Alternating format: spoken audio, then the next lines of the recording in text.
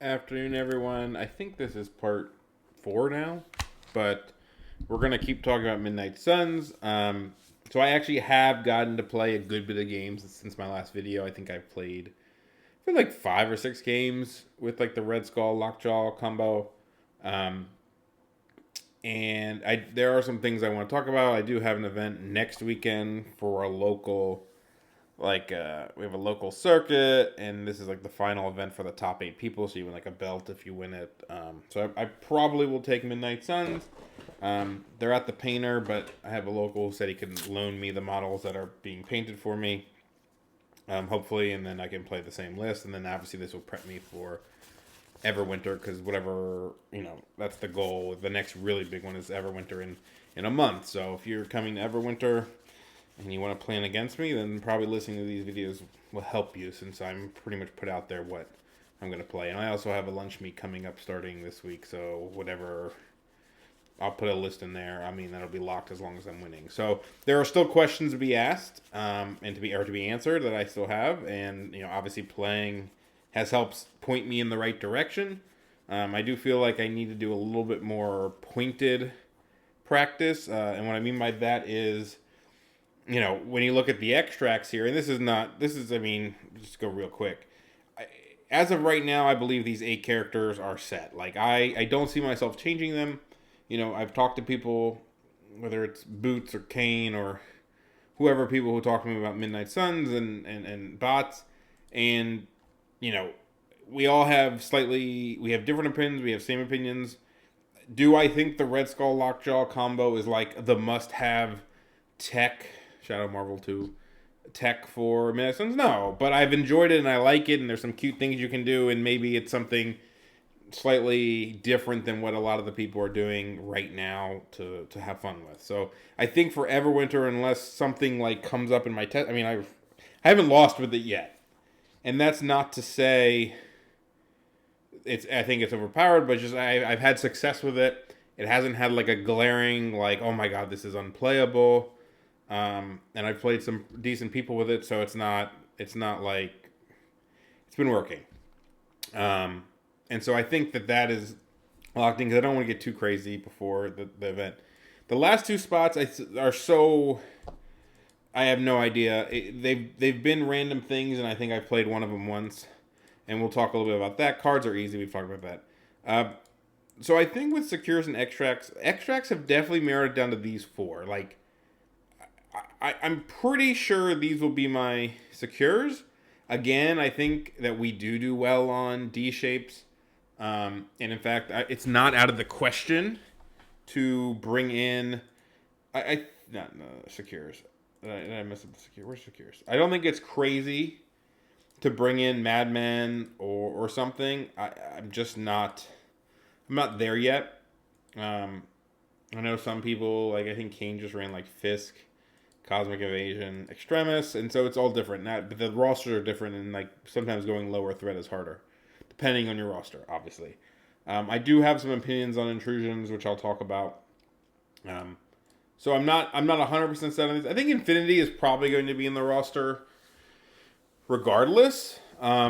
Mainly because I just feel like the B shape is pretty good for what we're doing. Hulk is good on it. Red Skull 2 is good on it. We have mobility. Mummy seems fine on it. Like, we don't have. We have okay left to right rotating, but I mean, just the way the list works out, it seems to work fine. I've had success on Infinity. Demons is a down the middle high threat. That seems fine. Intrusions is the one that I'm a little iffy on, because I really think we're good on it.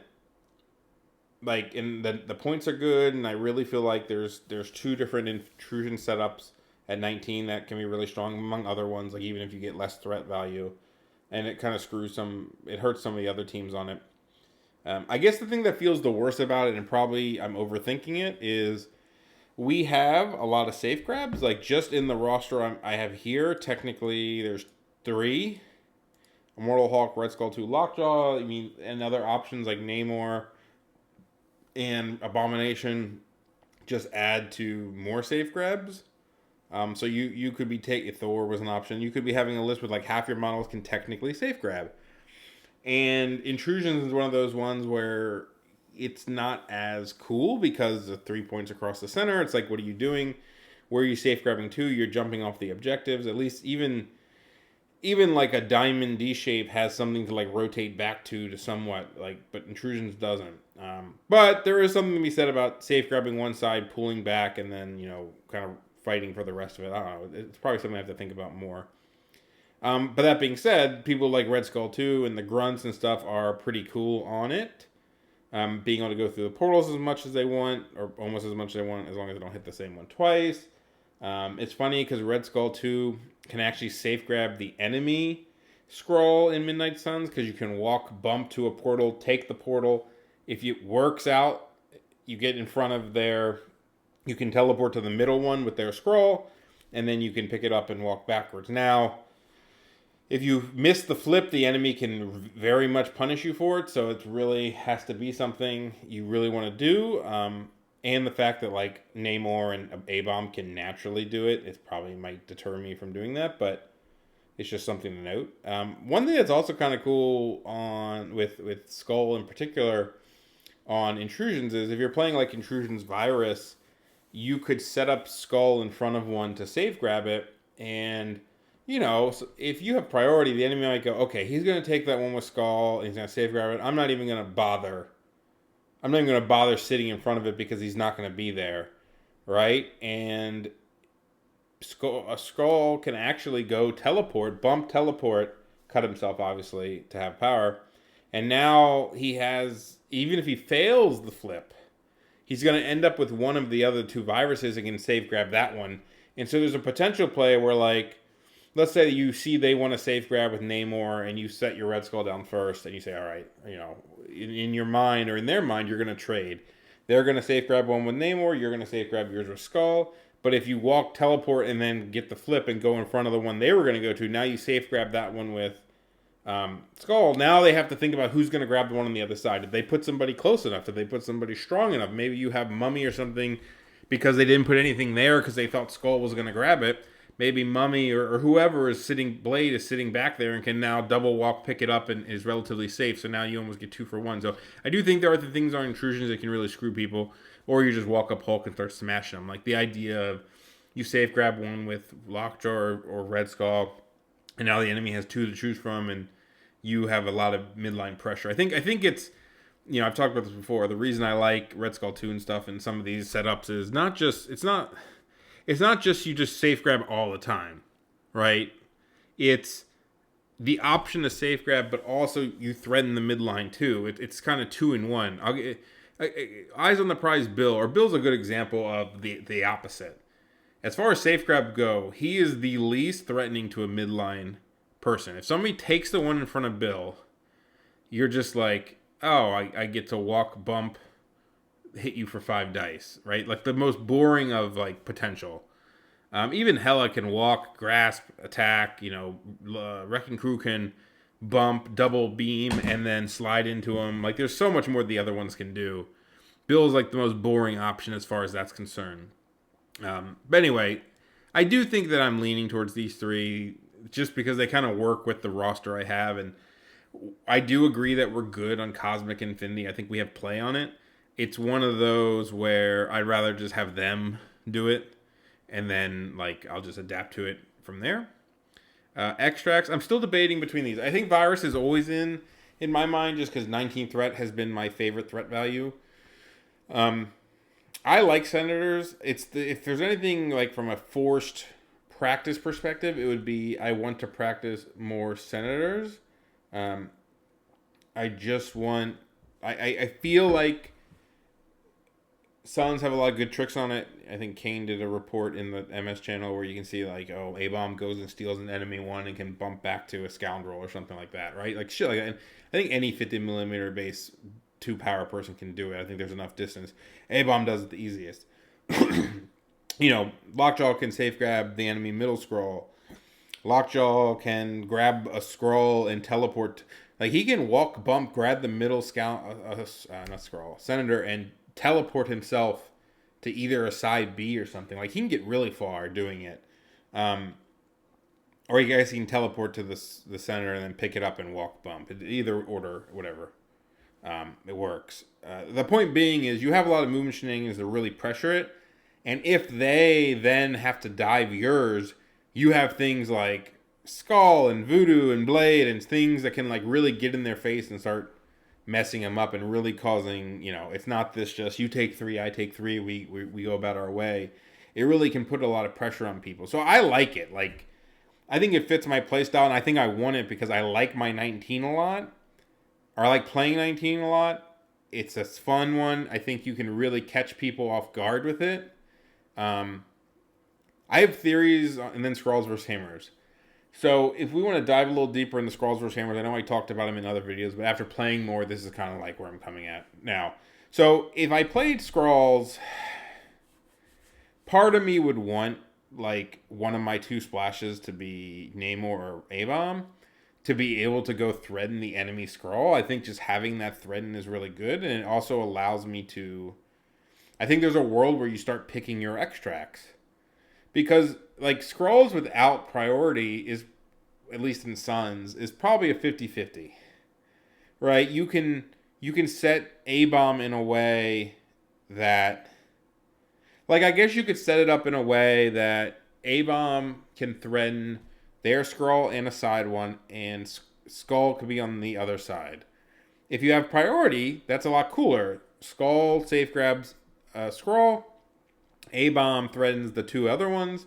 They pick up one of them. You go with A-Bomb, pick up the other one, whether it's theirs or the side. And now they all of a sudden have to dive your one to make it even on parity. Now, you're only going to have, depending on threat value, like Blade, Mummy, Voodoo, or something. Whoever's back there. You're not going to have, like, the biggest, like... I guess that's pretty good. If they get pushed, they kind of get screwed. But it forces some pressure on them. If you don't have priority, then even if you do that setup, I guess they can grab their extract first, and then you grab one of the sides, and now, okay, they can go grab the other side, and while it's still a 50-50, like, you're each getting 2, at least whoever, whether it's Skull or A-Bomb, whoever you decide to, like, pick up first, is threatening the other one, and like unless they have a save grab for that as well, you're kind of like, you can at least go punch them or something like that. So I guess from that perspective, it's fine to have Skrulls. It does, I don't know, the threat value is not as like clean as I want it to be, because like the 19 would be like Blade, I mean, or Mohawk fits too, but it'd be like Blade, Voodoo, Mummy, Red Skull 2, Lockjaw, right? That's like a wider one, a 5 wide. If you want, you can turn Lockjaw and Voodoo into Fist. Or not Fist, Eyehawk. At 20, it doesn't scale that well into 20, because it's like Voodoo becomes... I guess Voodoo can become Fist or Mummy or Werewolf, which I guess is fine. But almost like, I don't know. I mean, I'm not saying he's better or worse or not worth the threat more, but that's one of those cases where you think about threat levels and you're like, what do they get and what do I get? And like sometimes dropping down a threat level and being like, oh, I get XYZ is actually really good compared to what they get for that one threat. So high threat isn't always better. Or like, okay, you can upgrade Lockjaw, but he's a safe grab, so you upgrade him to a 4. Who are you going to bring?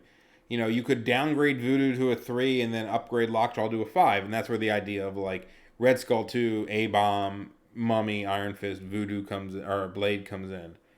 I don't know. Or you could take the Immortal Hulk list and then Mummy becomes Voodoo. Like there's things you can do, and I'm not totally sold one way or the other, but there's some options out there. But that's like, if I take Skrulls, I'd want to take one of those people that can string. But the other thing is like, you're having priority is better, because you can set up some more cool shit. So, like, even having A-Bomb or Namor as a 5, I wouldn't take Namor as a 6. Namor is a 5 in your splashes. A lot of people take Skrulls. Like, you don't... If you take Skrulls, unless you're picking your extracts a lot, which maybe you could do in this list, especially because Virus is all across the middle, you might just want those. Like, you're not going to have priority, and it kind of goes through the same thing I just said, where... Does it matter? Like, does you taking it matter? You can be good on Skrulls because it's popular, but, like, if you're only good, or if you're really good on it with priority, then taking it only matters if if you pick your extracts. Hammers is the other one that I'm kind of leaning like away from a little bit. The reason being is it's fine, but like 18 thread is not my favorite thread value because you either have to go. Sorry. So Skull is good on it, safe grab stuff. He just, he has a lot of value in shooting blanks and having this, the extra die. You can make the argument of Hammer sucks for Suns because of playing Siege, and I do agree. Like in the rosters I was taking, I think it happens more. There's some older rosters where you had like Wong and like it was like Wong and 4/4s, and you're like, okay, it's not a huge deal. But now if you're taking something like, what's a good one? Is that 18? So like an 18 of like Voodoo, Blade, Werewolf by Night, Red Skull.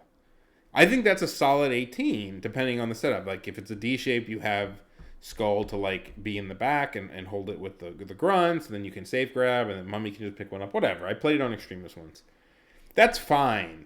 Probably where it downfalls a little bit is it feels really weird. Like, I think you can.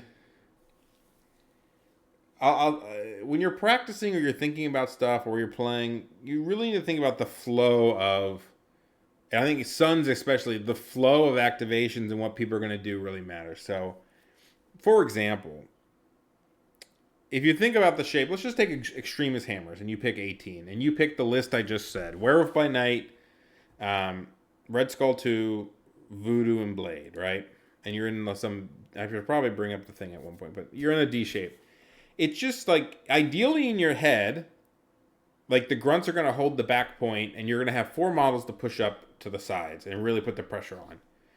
But Hammers makes that weird because somebody has to grab your back hammer, and unless it's Skull, who can technically bump, grab the hammer, cut, walk, grab another hammer. So technically Skull can double grab hammers.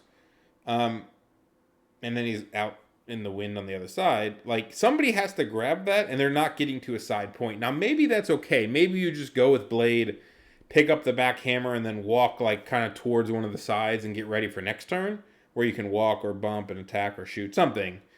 And maybe that's fine, but it's not this like ideal scenario where, like, if you think about it, like if it was Virus or something, basically everybody could shoot the sides and the grunts could just sit in the back and you wouldn't have to worry about it because no one has to pick up anything back there. There's also like the idea of like, okay, you're on priority. Like ideally in that situation, like you would put Voodoo across from one of them and then you put Skull across from the other. And I guess Werewolf would be with Voodoo, and like the idea would be if they go first, if they don't have a safe grab, if they go first in front of Skull, then they're going to eat Skull to the face. If they go first, but then Werewolf gets to get the other side. If they go on the other side, Voodoo gets to walk, bump, attack them, and Skull gets to go safe grab the other one. Like, I guess that one's not so bad. I just don't know if the whole like picking up your backhammer is more annoying than I give it credit for. I mean, technically, I guess Skull could... No, he can't. No, he can't. He can't. Never mind. That didn't happen. So, yeah, I don't know. I'm not 100% sold on hammers, but I'm also not 100% sold on scrolls either. Like, I don't really want it to be in there. It's kind of obnoxious. So, it's one of those two. I really think I'm going to keep Virus and Senator. So, I think it's down to scrolls and hammers, and they both have their own, like, annoyances where I think we're fine on it, but I also... If Alien Ship didn't, like, the shape is so good and the threat should be okay. Like, I guess it's not ideal unless you play, like, Blade, Eyehawk, Mummy, Lockjaw seems fine. Or even Fist, Mummy, Blade, Eyehawk, something like that. I guess the one thing that maybe scared people when I talked to them about it was the cores blowing up. It's not something that I've played enough on to be like, oh yeah, I'm all bunched up and just keep blowing up on myself. But I guess I could see it. I guess. It's probably one of these 3, these 4 in the end of the day. I don't know which one. As I test, I basically just throw one of them in and, what are my 2 splashes? When it comes to the splashes, I think it's down, like, this is where going through like threat levels and like potential teams like is really important. So this is one I did a while ago, and it still kind of holds true a bit. You know, I know Curtis does this a lot. He'll go, all right, I need a scenario 19 or I need a fighting 19 because of, demons or versus senators versus virus. Um, and this is where you really got to go through and say not only what are some team options I have, because at the end of the day, like, you should have some core teams you like to run, right? Like, if I'm playing 19, like, these two teams are the ones that pop out to me and say, man, I think these two teams are really strong. Sure, you could go Mummy and Iron Fist can always be interchangeable if you really, like, something comes up and you're like, I really need Iron Fist. I want the Heroes for Hire. But generally speaking, you can look at these and go, okay, these are the 19s I like to play. All things considered, do they work with the stuff that I'm running? Is one of them a good D shape? Is one of them a good, if I get Extremist and Virus or something? And it goes towards like, okay, if you're going to pick Senators and Virus, you better have some good 19s because you probably are going to want to pick 19s. The same thing being like, I don't really love, here's a good example. Sword is a good example that I've talked to people about. I really think that this is a solid Sword roster at 15. I really do. I think it has mobility, it has damage, it's technically 5 wide if you think about it, because the grunts are really good on Sword because they basically flip 2 times for like free chances plus being range 4 shooting if needed. Just you're in that tight space and you have people that can do damage and really move around if needed. Blade with spenders, bumps, get you places. I don't want to take Sword. Like I don't want to put myself in the situation. Like, I think we're good on Sword. But now I know if I get put on Sword, it's most likely without priority. So I can always, like, say I'm going to either play 15 or I'm going to play 19. Where, okay, 19 you can basically just add in Voodoo if you want. But that's where I talked about before. Like, look at what the enemy can do. And then make a decision for yourself if you think you get more out of having the 4 threat than they do. If you're just adding Voodoo, this one's not. If you're just adding Voodoo to this, that's not a good one. If you're taking Iron Fist and upgrading him to Immortal Hulk, that might just be so significant that you're like, I don't care that he gets another 4 threat. Or maybe you look at his 15 and be like, they can't handle my 15. Something like that. They're not Asgard or whatnot. But once you start taking Sword yourself, now you have to start dealing with setups you don't want to deal with. Like, I don't know. Maybe it gets really weird with, I don't even know. Pick one of them. One of the setups with it. Where now you put on 17 Sword, where 17 is kind of annoying to run. It's not that annoying to run Skull, is it? No, you can make it work. The point being is sometimes something feels good. You can have, like I think this is fine on... I think it's fine on Fisk 16. But I might not want to take Fisk because I don't have a good 18 or 17 that I really like. And so if I want to take this on Fisk, I want to make sure that I'm doing it with priority. And so when the enemy draws it, because they pick their secures, you get to go, okay, I get to pick the threat. I'm going to play this on 16. So sometimes it's 2 things. One, you say, I don't need a good Fisk 16 because I don't run Fisk and I don't have Paranoia, so the only time I'm ever going to get 16 Fisk is out without priority, and I'll get to pick my threat level on, my extracts. The vice versa would be, you can have a good Fisk 16 that you think you can be really strong on and not want to run Fisk because you don't want to be put on somebody else's threat value. Okay, this one scales to 19 just fine. You can scale to 20. But I don't want to play it at 18. Not this particular... I can't play it. I can't add a 2 to it. And even if I could, I wouldn't want to. I don't think it's as good. Like, I think it's better just, like, at 16 with just 3 pieces. So that's why, like, things like, I think Fisk and stuff, you can say, I don't think we're bad on it, but I don't want to take it. But I know some people take it, and you can be. Like, A-Bomb's not bad there. If you have Wong to, like, scale it up to, it's kind of something. I just don't have a 2. I don't have Wong to scale it up to 18. Obviously at like 17 you could just run 2 3s like like this one. It was just probably fine on Fisk. It's just all different. I just don't want to run it. at the moment. I do think Mad Men is a very interesting one because Skull is like both good and bad on it. Like you can run 18. You can run this one right here, which I ran the other night. Not on Mad Men, but on something else. And you have 4, 4, 4, 3, 3. So you have 5 people, all with 4s or 3s for physical, 4 being 3 of them. And then you have the grunts who are only 1, but like, if there's no one there, you're just flipping it. Like, it's not the worst. Like, it sucks, but it's not the worst. Like, you get to flip it and you get to shoot people. Like, okay, cool. They still count for like people flipping them, so they still have to flip over top the grunts sometimes. And then you have a lot of natural power, right?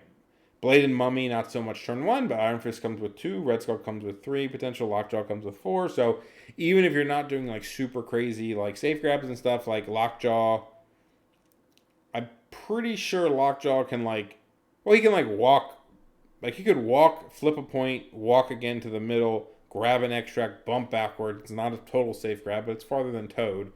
And then still have 1 power left for the next turn. So he can do what he needs to do. Being able to flip and pick up something is like really good. So you have a lot of available power turn 1 to like get it going, and you're not just like everybody's 1 and movement. So you can like, depending on where the extracts are, you can really get extracts and flip with like lower amount of models. Yeah, that's kind of where I want to get at. I don't know what my 2 splashes are going to be. Like, I guess other than 20, where I want like somebody that can steal the extract, like a A-bomb or Namor, I haven't like. I guess Thor was the other one that was just kind of sitting there and saying, okay, if you want to, I'm gonna play Blade Immortal Hulk Thor. Like if you put me on Meteor's, I don't know, Virus, where it's and you pick 17 for whatever reason, like I don't know, we get on Meteor's Virus and I want to choose, and I don't think your 17's that good. Instead of running my wide 19, I just go shit. We're gonna play 17. I'm gonna pick Thor, Hawk, and Blade, and we're gonna just duke it out. Like he kind of has that like presence to him, and it's weird because if you don't pull it out ever, if they're so situational, you never use it. It feels weird. But definitely, this is kind of like the Gwenom, Shang-Chi, 4th Threat, Wong kind of thing, where if you go through and have options, like you kind of go through and say, where do I need something? Am I lacking in some places? Is there some threat value that I feel like I'm missing? And it's much different. We've talked about before that Red Skull 2 feels different because you have the grunts, and so you can go 4 wide and feel like you're 5 wide. And if you don't have him, you might build a different roster where you actually are 5 wide. You put Wong in the back, and that's fine. That's what I ran almost exclusively before this, right? So I've done that where like your 18 is 4-4-4-4-2, where it's like 4 sweat splashes, Voodoo Blade, Wong, and then at 19 you upgrade one of the 4s to a 5, or you take a 3 like Mummy instead, affiliated, which I kind of like the 3, but it depends on how strong your 4s are. But for that to work, you need 2 4 splashes, right? You need like a Gwenom, a Shang, and then something else like a Hello or a Bill or something.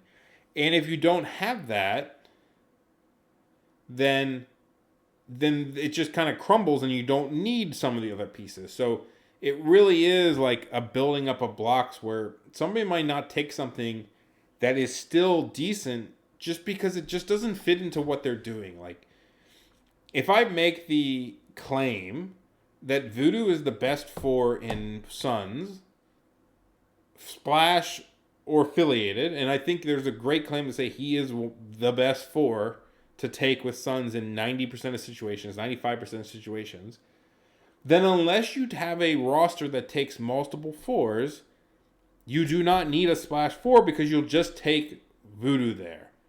And so you put Gwenom in this roster and you're like, when are you taking her? At 20? Because you want to upgrade Lockjaw to Gwenom? But she doesn't really fit with the rest of the roster at that point. Like, you might as well take another safe grab because of what Lockjaw is, like a Wrecking Crew.